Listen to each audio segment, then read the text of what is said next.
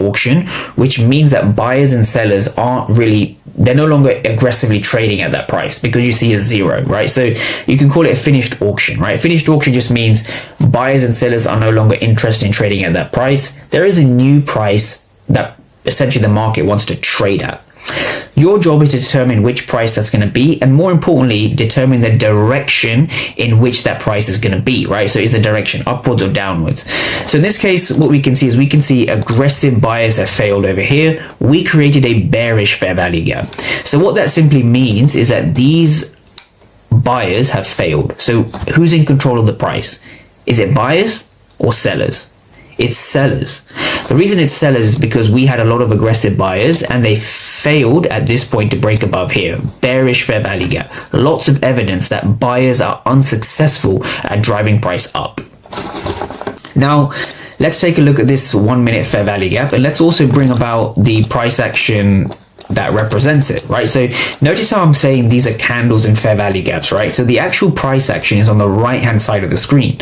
So look at the yellow box here. Let me make it clearer. Look at the yellow box here and look at the same region here, right? So specifically what you can see is you can see a lot of zeros, right? 0, 0, 0, 0, 0, 0, 0, right? A lot of finished auctions, which means that the market isn't actually interested in trading at this region. So you know the market's going to move up or down, right? Your job is to determine if it's going to move up or down, and the way you see that is by looking at the delta. So positive delta, no reward. We also see positive delta here. The one that sticks out to me is 75 for 244, 75 for 244, right? Aggressive buyers have failed here, aggressive buyers have failed over here. Now the question is, if we break below this level, which is what we had over here, so we broke below this level, but also remember this initial break, we broke below the initial break. So if price can reclaim this area, right, what does that tell you about all these aggressive buyers over here? Because remember, there were a ton of aggressive buyers, right, up here and also here as well. What does that tell you about the aggressive buyers in the circled regions, right? What do you understand by that?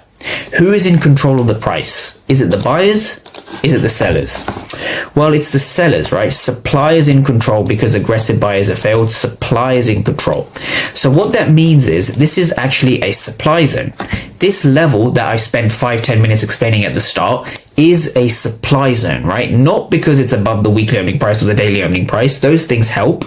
But what gives you the confirmation to sell is the fact that sellers are in control. And it's that simple. It's not anything more complicated than that, right? So this trade, well, yes, it did play out. I think I must have exited around here, and price really did melt that day, right? So this proved to be a very large area of supply, right? Price heavily melted that day, right? So this proved to be an area of supply.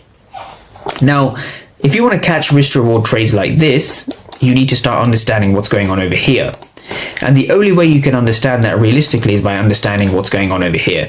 So my entry that day, came at 10:25 Eastern and exited around 10:40, whatever it was, right? So this was the trade itself. So $575 for the day. That was a close profit in the end, roughly a 1.8 R